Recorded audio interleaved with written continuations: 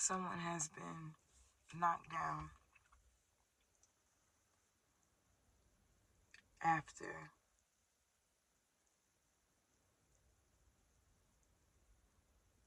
pulling yourself up.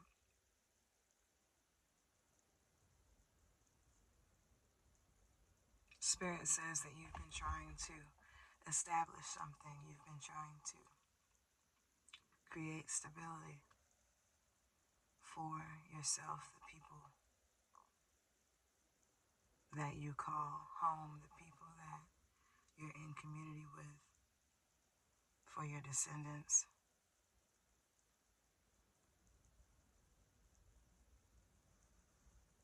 You've been actively creating, excuse me, you've been actively creating this reality with your words, this reality of stability. You've been actively creating this with the steps that you take that are aligned with your highest timeline, steps that are ordered in the words that you have spoken from your heart.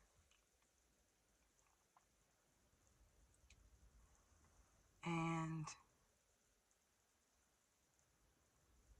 Spirit is speaking sweetly to us right now, urging us in the most gentle way, suggesting to us that perhaps we ought to aim higher. Aim higher. Yes, it is important for us to be stable. If the ground is not stable, whatever we build on it will not stand, right? But Spirit is asking us to aim higher. Aim higher. There is more to life than just being stable. There is more to life than just the performance of being stable. But there is that which can live on stable ground. Aim higher. Set your standards higher. You've not been asking for enough.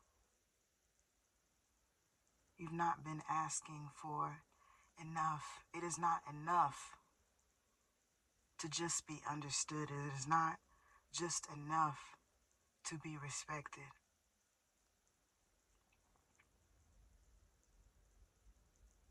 But there are things that we have learned that we should not have access to unless someone with power, authority, decides we should have it.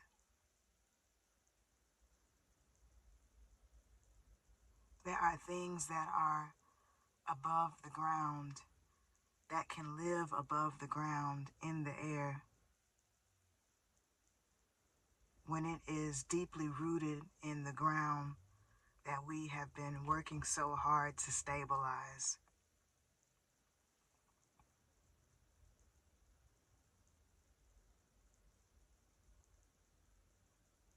And our capacity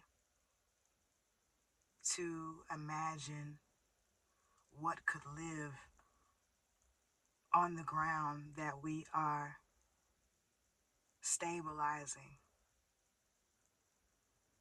That is what we have an opportunity in this moment, in this season, to expand, to deepen. Fire reveals, and there are revelations that are going to help us understand better who we are and what we have the ability to bring about.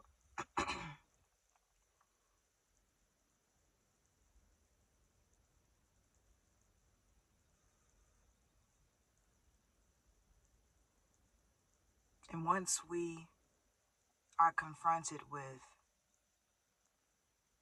the possibility that we may have never been able to imagine prior to now, it will cause us to move differently. We won't talk like we used to talk. We won't live how we used to live. We won't give in the way that we used to give. We may give more. We may give less.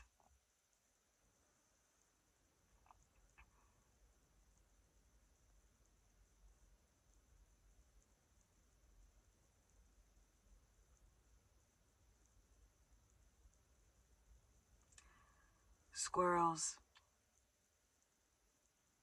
they live in the trees planted by their ancestors. And the trees that they plant now will house their descendants.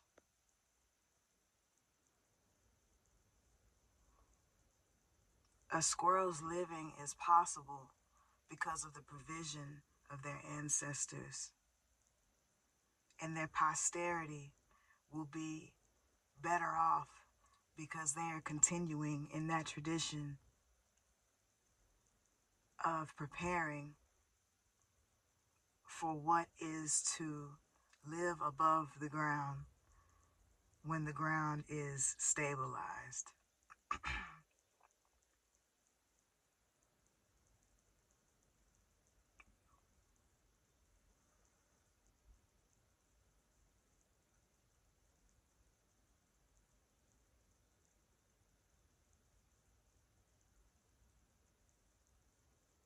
There is provision that our ancestors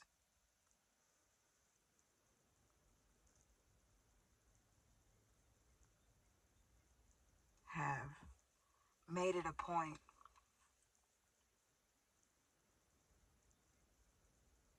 to orient their lives around.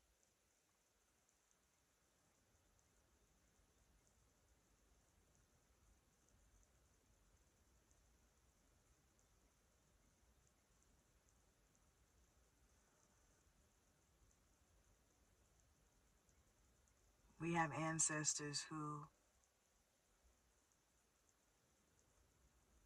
legacy was what they centered their lives around. There are gifts. There are safeguards that we have available to us that we may not have ever tapped into. Because perhaps we have not even considered that we had people before us who thought about our living as they were doing their own.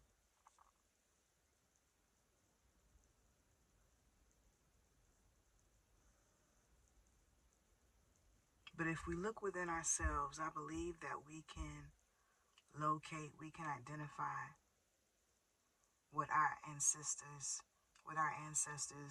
left for us with the intention to sustain us.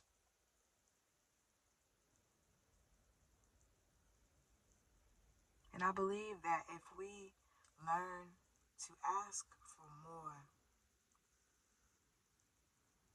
that may open us up to the possibility that what our ancestors left for us with the intention of sustaining us is exceedingly above all that we could ask or think.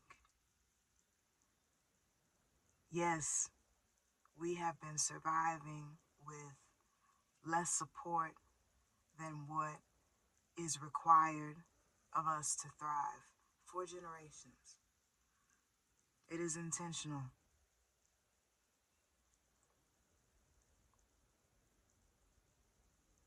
Neglect has been a weapon that dominant structures wield for the sake of keeping us bound. We know that.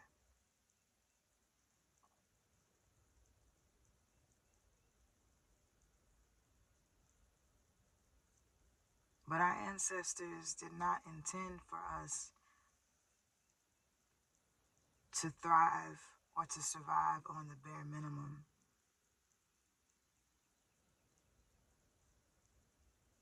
I bet they were able to imagine us whole, to imagine us well resourced, to imagine us rested. And they did what they would do, knowing that their feet could weave a reality for us that would be exactly what they imagined.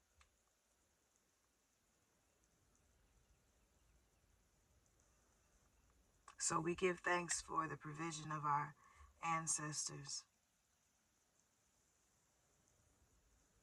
and we accept the calling to continue in that tradition and imagine for our descendants